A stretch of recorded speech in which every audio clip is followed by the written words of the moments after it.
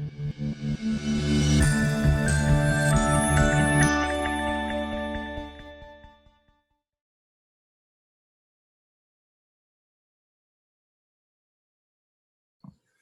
right, welcome.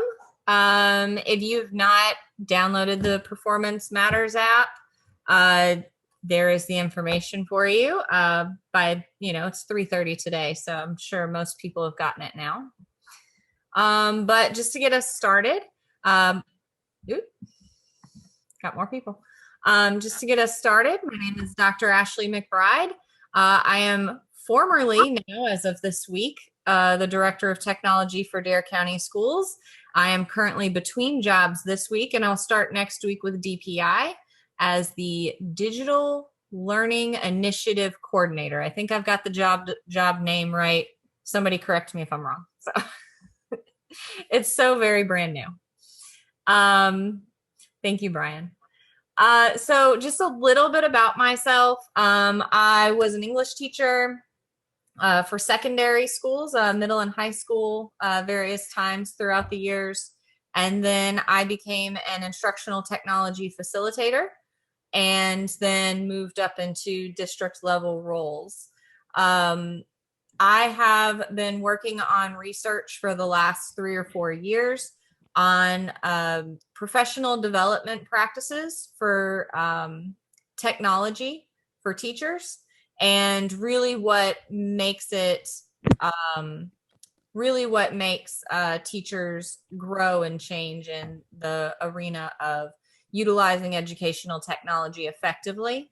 And one of the biggest things that I found in my research was that coaching and providing support is one of the most important pieces for an EdTech coach. And this is specifically a session about EdTech coaching cycles, but honestly, any coach could take this cycle and run with it. So before we move into anything else, I would like to learn a little bit about you guys. I know most of you, but not all of you. So if you could, I'd like to know who you are, what you do, and where you are from. So if you could drop that into the chat, or you can yell it out if you want to turn on your mic.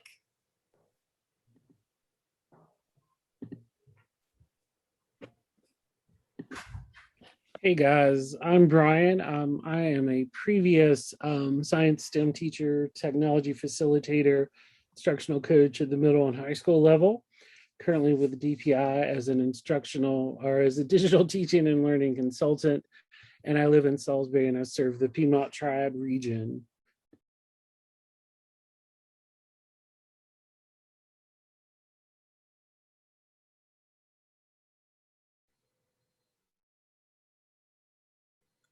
All right. Thank you, Monica, for dropping that in. Thank you, Lindsay.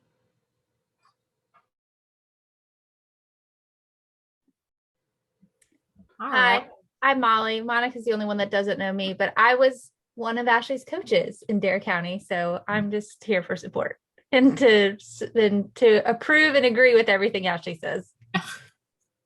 Thanks. But seriously, if you have a suggestion, pop it in. All right. So the purpose of coaching cycles, the entire purpose is that they are non-evaluative. They're really focused on teacher growth and making sure that there is a good understanding on the coach's side as to what supports the teacher needs in order to meet student needs. So another purpose is really to identify areas for teacher support and then promote a growth mindset and culture across the school. So I know that Brian, Lindsay, and Molly do things at the state level, but Monica, could you quickly type in, you say that you are a district instructional coach. How many schools do you serve? As a district instructional coach, I service 3 schools. Okay, all right. Great. So hopefully you can use this with some of your teachers. All right. So just going into the coaching cycle that, and what I did was I took a number of coaching cycles, and there are some out there that are just not flexible at all. And I took sort of the best practices of all of them and looked at the research and really kind of made something that is very flexible. You can do it in any increment of time. So a coaching cycle could last a week. A coaching cycle could last 3 weeks. It just depends on what the teacher's needs are and what their goals are. So I'm going to pop in to this website, and I'm going to copy this link for you if you are interested in following me there. But this is one page of a website that I have up, and just full disclosure, I have a book coming out from ISTE, and it is called the Edtech Coaching Primer, and it's all about the Edtech coaching role.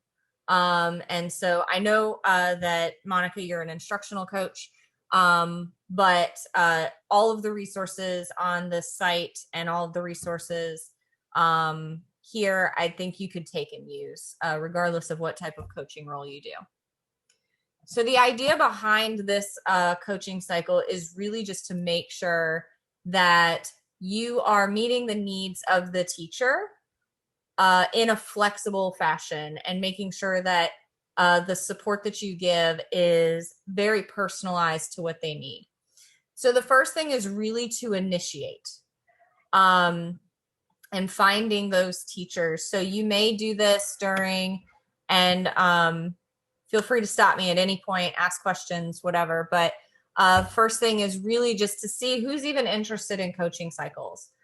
We want to make sure that when working with teachers, we're not forcing them into something that they're uncomfortable with, because a coaching cycle and the types of conversations and the fact that somebody's going to be coming in and watching the class, that's very nerve-wracking for some people. I know when I was teaching, there was a lot of me just anytime an administrator or somebody else, even if it was a colleague, came into my room and watched me, there was that sense of nervousness. I honestly don't think that, or I know that there were points in my career where I would not have volunteered for a coaching cycle.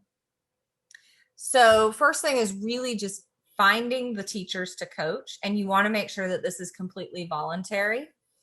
So on here is a resource that's really just a coaching cycle interest form. And it might be something that's done at the beginning of the year, whether it's the first time you've talked to teachers at a PLC, it's the you stepped in front of them at a faculty meeting, or you're just wandering around and talking to them. Just basically just introducing those coaching cycles to them. What is a coaching cycle? Explain it to them. I'm going to come and observe you. We'll talk about it. We'll set goals, and then I'll be able to personalize support for you. And then just gauging, are they interested at all? Is there a point in the year they might be interested? Like, come back to me later. And then, or maybe is it just not this semester? And if they're ready, what is it that they want to work on? Go ahead and get that information down if they have something that they know they want to work on. And then making sure that you put those best times to meet, and you really want to work around their schedule. And that's going to be tricky for you, Monica, if you've got multiple schools. But I think especially with 3 schools, it's doable. All right. So really the next thing is just initiating that initiation conversation. So you've got teachers who are saying they want to do it, and you want to have a conversation with them and really initiate this with them. So I have a resource here, the coaching cycles pre-meeting, And this would be, you're about to get started with a teacher for the very first time, and you want to know things like, what are their communication preferences? So talk to them about the fact that you're going to be observing them, and then you're going to provide them feedback. Would they prefer that feedback to be printed off and set on their desk? Would they prefer it to be emailed to them? Would they like to do that, get that feedback over a video? So it might be something where they say, you know what, I would like to listen to the feedback in a different way. Or I would like you to talk to me, but not with you in the room, if that makes sense. So maybe capture in a screencast. I'm thinking about some people who may work far from where they live, and they could actually listen to some of that in their car and take that time. That's the way I would probably want it, to be honest. And then just what is their preference for communication? Then you might talk about how much time that teacher might need between receiving that observational feedback and actually having that post conversation, because you're going to want them to reflect on the lesson themselves. You may even talk to them about whether they even want to see your feedback before they reflect. Oh, Molly pointed out Voxer and Vocaroo would be awesome for this, for sending audio files. Let me know if my voice changes and I sound like a robot, because I just got that my internet connection's unstable. So if I sound weird, just holler at me. I don't know what I'll do about it, but thanks, Brian.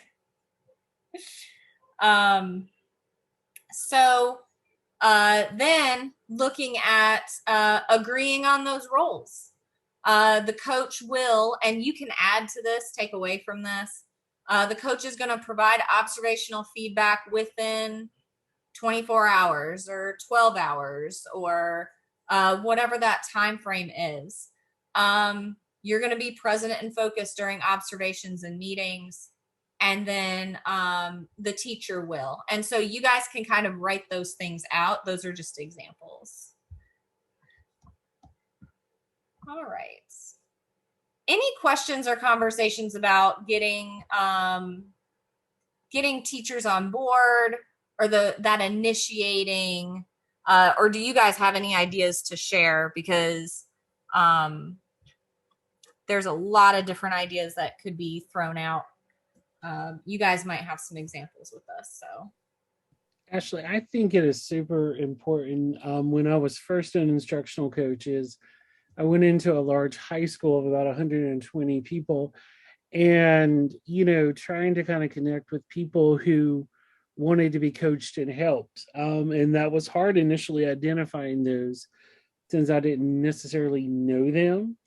But then also helping those individuals, once you identify those and sort of connect with them, helping them sometimes identify the goals that they even want to be coached in and improve upon for that cycle of improvement. So I think helping them select goals can be challenging, and I think that can take some time and some reflection on their part. So I wouldn't say it's a let's do it one meeting and be done with it kind of thing. It really is a cycle, as you've indicated. Right. Yeah, because and I like what you said about maybe having to talk with them and put a goal together, because the whole idea is that they would have a goal that they're working towards. But you don't want to make it to where they're having to set the goal, because sometimes I've had teachers come in and say, well, I just don't know can you just come watch me and then we'll talk about what the goal could be. So that's one thing to consider, is they may not come in ready and knowing exactly what they want to work on. But yeah. Anybody else on that initial startup?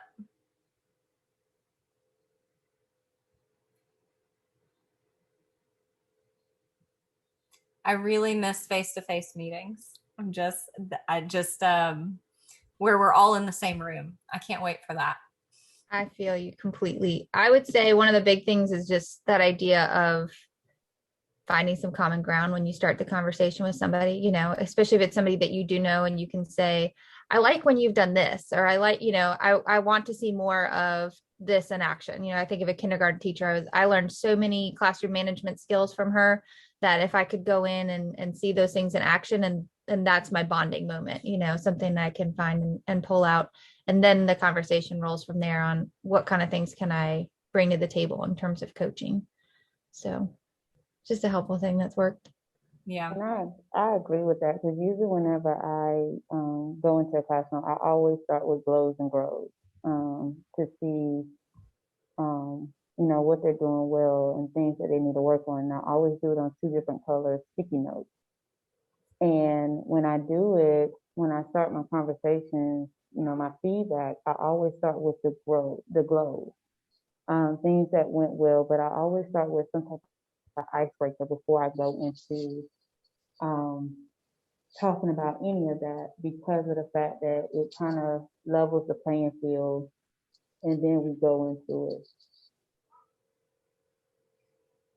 Yeah. And then Brian mentioned making an initial connection even before you're talking about doing coaching cycles, where you're helping them in whatever way possible, running copies and things like that. I had one teacher that it was her first year teaching, and she was just really, really overwhelmed with everything. And I actually co-planned a lesson with her, and then I gave her a class period, and she went into the teacher's lounge and just caught up on planning and grading and things like that while I worked with the students, which I wouldn't necessarily as a coach say that that's the best thing to do, but in that instance, that's what she needed. Anyway, so once you've initiated with the teacher, the next piece is observation. And I have a document here for you to take and use and, do with as you please. But just putting in, what subject or topic is being taught, so just some notes, just so you remember date and time, and then current coaching goal. And as we already stated, you might not have a current coaching goal for that first cycle, because that teacher may not have an idea of where they want to go with this. And it may be that you do an observation first.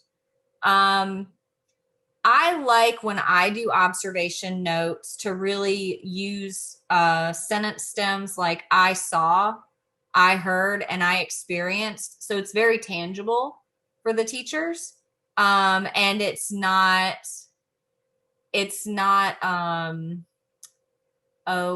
doesn't sound judgmental. And then technology integration notes, because this is originally designed for Edtech coaches. But again, Monica is an instructional coach. If you wanted to completely take that out or change it, keep it, whatever. How was technology being used? And basically, who was the primary user of that technology? Lesson successes, those glows and grows, like you said, Monica. I was excited to see. And then questions that I have, I do this with my college students too.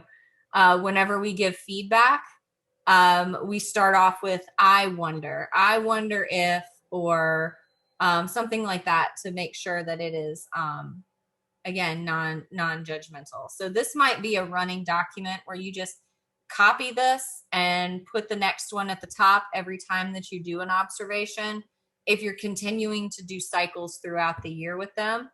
And these would be your observation notes. So this is where you can primarily give feedback, unless they've requested feedback in additional forms. And Monica, I heard you say post-it notes, which is, I like that strategy. Anybody want to share any ideas around observation? And because I know this is probably the most nerve-wracking piece, at least it was for me, having somebody in the classroom just kind of observing. In my experience, one of the things I found when I was strictly an instructional coach was looking at maybe what the school's goals were and how they aligned with the mission and vision, and adapting that in context with usually a PDP or IGP that the teacher had, and trying to help kind of merge that and support those. In working with some of the teachers, it was kind of obvious to me some things I would have saw as a goal, but helping them to get there and just ask them lots of questions to help them get on that path. How do you feel that this went? Why do you feel this student maybe was not successful? And working with those things, lots of times helping the teacher kind of discover that path to the goal they want to work on has been successful for me as a coach. I like what Molly, sorry, Molly. I like what she's saying here, asking the teacher where physically in the room being during observations is the most helpful, and actually, are you being engaged, or are you sitting in the back and observing type thing.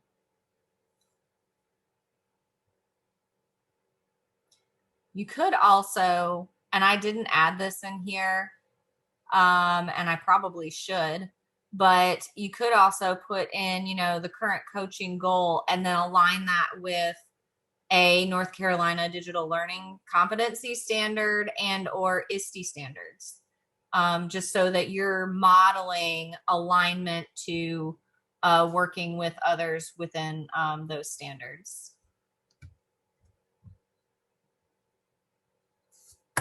I don't know why I keep going back to that instead of, but.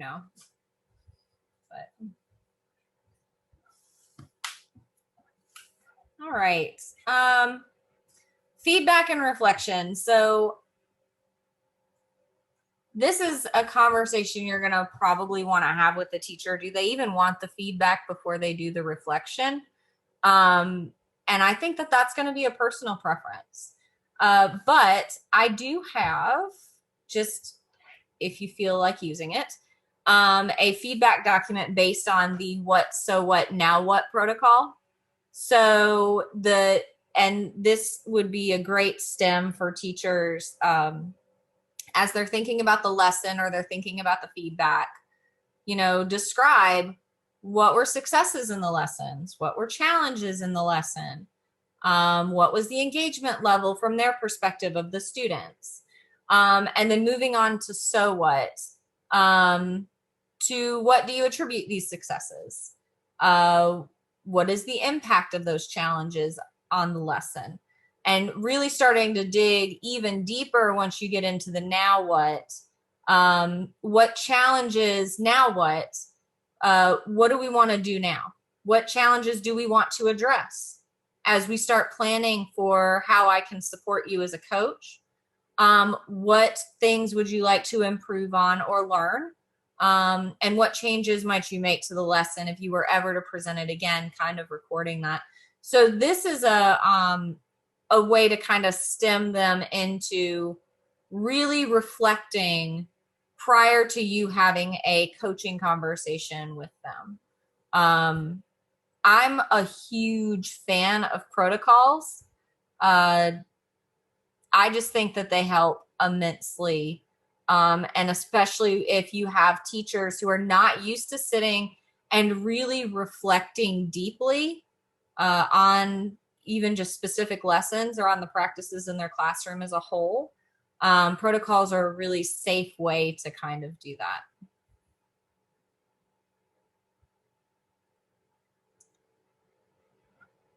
All right. So then you have given them the feedback. They have reflected on that feedback. Now it's time to really kind of sit down and have that coaching conversation. And there is this agenda that, because I always had a problem as a coach or as an ITF, where I would sit down with a teacher and we would talk and we would lose track of time. and then I would completely I'd have to come back 2 or 3 times to finish something, which is not a problem. It's just I felt like our time could have been better spent. So I put together this agenda where the first step is really giving the teacher a chance to talk out. So you sit down and you start off with, all right, let's discuss your reflection and feedback. What do you think about it? And just let the teacher roll into it. When the teacher kind of comes to a close in their verbal reflection or their synopsis of their reflection, then the coach can come back with what I heard and what I saw, which is a great non-threatening way to make sure you're all on the same page. So I heard that you found this specific task to be challenging. What I saw was that during that task, students were doing this. Then 5 minutes to kind of just go back and refocus both, the coach and the teacher on, all right, what is our goal? What is it that we're trying to accomplish through these coaching cycles and my coaching support?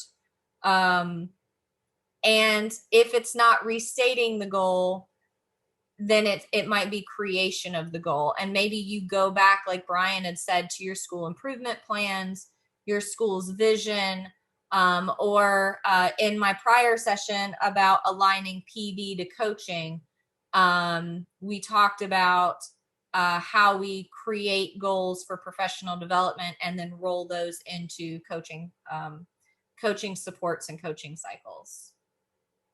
And then my favorite part is the what if, where you really just sit and brainstorm. So you've talked about the goal, and then what if we did this? What if we did, what if I co-taught a lesson with you 2 weeks from now, and it's, and we made these adjustments. So I'm actually going to go in at this point and show you a different set of, this is where you plan out your supports. What supports are you going to actually do with that teacher? So I'm in here. I'm going to go to personalized teacher supports. And does that mean that you need to do some additional research for the teacher? You guys are going to need to plan to get together to do some co-planning or in order to do some co-teaching. Do you need to do some modeling for them, whether it's in a professional development session where you model, or you come in and you teach one of the lessons in front of the teacher so you can model these things? And then, or do you guys really need to start digging into data and how to set up to make sure that you're moving forward with those students? And at this point, you're creating an action plan. So this is our goal. These are all of the things we want to accomplish. Here's how I, as the coach, am going to come in and support you with some of those actions that I was just showing you on the personalized teacher support. And so you create the action plan for the teacher. What are the things that you're going to do as the teacher? And then what's the support plan? So those 15 minutes can be done simultaneously. So the actions are the teacher, and then the support is for the coach. And then you schedule it. You schedule when you're coming in to have conversations or co-planning, or when you're going to model, and you have it all scheduled out and start getting the ball rolling. I know you guys have some great ideas and thoughts to share on the actual and maybe some really good experiences on that actual coaching conversation time and or the actual planning of how you support teachers in their growth. So I want to hear what you guys have to say.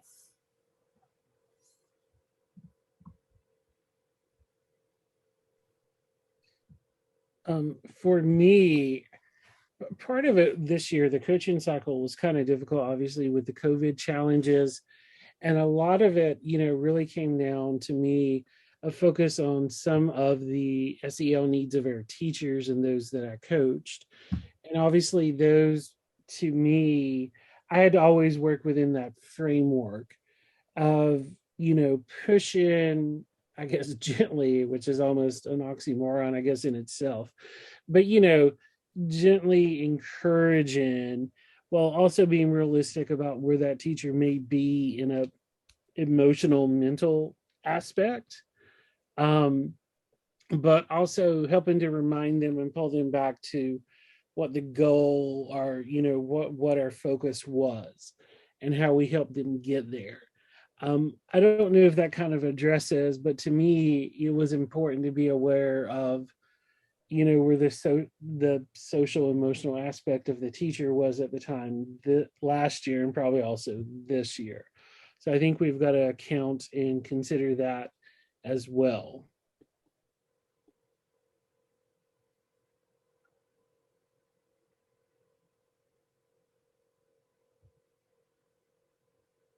Anyone else want to jump in? Any thoughts on those coaching conversations or those planning sessions for next steps? I just try to find ways to talk to people. So having done a lot of this with Ashley when she was in Dare County, especially over the last year, just getting teachers, it was very hard. I had to be very flexible around when I would work with the librarians, and I had to be very flexible about when I could get them in a meeting, a phone call. It didn't, every time might have been different. So I think that flexibility hopefully will carry on as well, that if you can't physically be at a school, which would be ideal, that if you could, I'm thinking of you, Monica, and going from school to school, I had the same issue. So if I could schedule a call from one place to the next, or, do an after school Zoom instead of trying to be in 3 places at once, that might be one of those growing things that we get out of the past year and a half, that we can use that to our advantage. And that's true. Usually, if I'm at a different site and I need to conference with another teacher, usually I would use WebEx, or then we had Google to communicate with them, to have those cycles or those meetings. So that worked out perfectly, especially with me traveling from site to site. Yeah, and Brian made a good point about the culture of the school and the administration playing quite a role in coaching cycles, and making sure that, and another piece of it is, if you're doing coaching cycles and you're viewed as another administrator or as somebody who's gonna have conversations with administrators about what's happening, then they're not going to want to do coaching cycles with you, which, I haven't really met a coach who has, gone, and I think I was talking to somebody and they called it snitch. But yeah, just that trust relationship, and then being able to have those conversations flexibly. If anything, COVID has allowed us to understand that we can do more with web meetings or with virtual meetings or on the go meetings. So I do want to point out that I have, so on this website here, I have a podcast, and I'm not, trying to push anything, but in that podcast, there is an episode with Nikita Porter, and she is an Edtech coach from South Carolina. I can't remember the school district right off the top of my head, but she talks about how she started coaching cycles and doing formal coaching cycles with teachers. And she talks about how she starts with only 1 or 2. I think she said in the first year, she signed up 3 people to do coaching cycles, and one of them was unsuccessful in the fact that they just did not get any momentum, but the other 2 were successful. And I think that over something like a 3-year time period, she started ending up with like coaching cycles with 15 people. So that episode is just a really chock full of information from a person who has done it recently, where in the last 3 or 4 years, she's been able to take a school that did not do coaching cycles at all, and then was able to introduce them and then gradually get more and more people interested.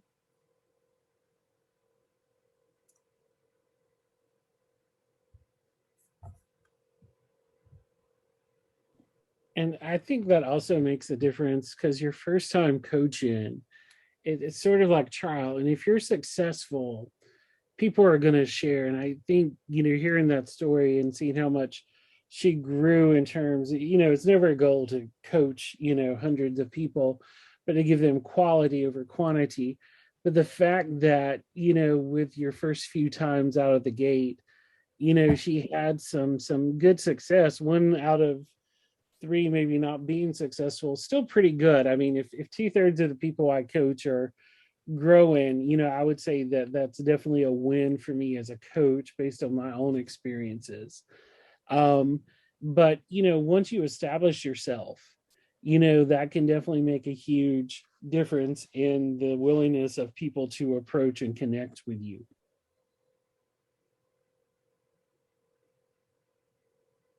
I think it's really important to point out that when you're doing a cycle, at least in this cycle, and the way that I have done coaching cycles in the past, it's very flexible in the time frame.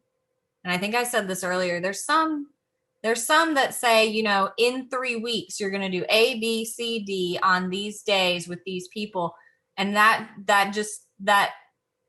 feels very tight, especially when you get to the implement and support piece. You might do a coaching cycle and one teacher just needs, I only need support with this, with setting up this site and starting to work with these students on this blog. And then we can move on to observation and start another cycle over. But you might have another teacher who's really wanting to do more personalized or blended learning, and that implementation and support might take a lot longer, and it might look a little bit different. So this is not to be hung up on, I'm going to do step 1, step 2, step 3, step 4 in a 1 week time frame or a 2 week time frame or 3 week. This is meeting the teachers where they are and making sure that what they need is what is addressed.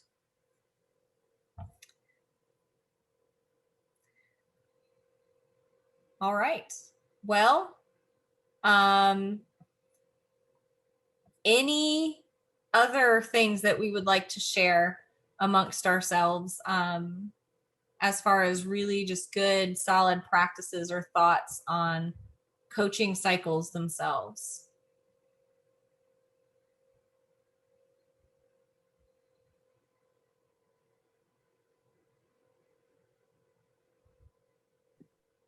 I'm going to listen to the episode, Ashley, but do you feel comfortable talking about the idea of like a failed coaching cycle, and what does a coach do to kind of either bounce back from that, or, what do you kind of take and learn? Do you try to work with that person again in the future? I know it just depends on the situation, but what are your thoughts on all that? Yeah, she had mentioned in that podcast that it was really like, I asked her, I said, how did it fail? Like, what can you give us some more information? And she was saying, she could kind of read the tea leaves, that the person was kind of interested in it. And then once they got started, they couldn't get pieces scheduled. Like, the person would always say something like, yes, we'll schedule that later, or I'll get back to you. And they never got back. So I think that it's really about making sure that things get scheduled, but also feeling out, if they're not getting scheduled, why aren't they getting scheduled? And being willing to have that open communication to say, is this really something that you're wanting to do right now? Because the teacher has to be in and wanting to do it. And you're right, it might be out of the coach's control or the teacher's control. Like, I mean, I know we had a couple of people who did a couple of coaching cycles this past year, and, you know, COVID, and some of them, they still were able to do virtual and do some virtual coaching cycles. And others, it was like, this is just too much for me. I'm overwhelmed. There's just too much going on. So it's really, I think that open communication is really, really important. And not thinking of it as a failure, but thinking of it as okay, we're not going to be able to do this now, but let me come back to you and we can try again. And what did we learn from our failure?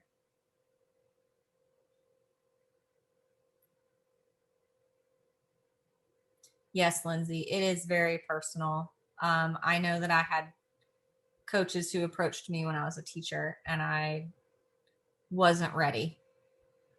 But I also didn't understand it. I was a first-year teacher when I had my first coach, and I just did not understand what she was trying to do. I felt judged all the time, but that was more about me. So.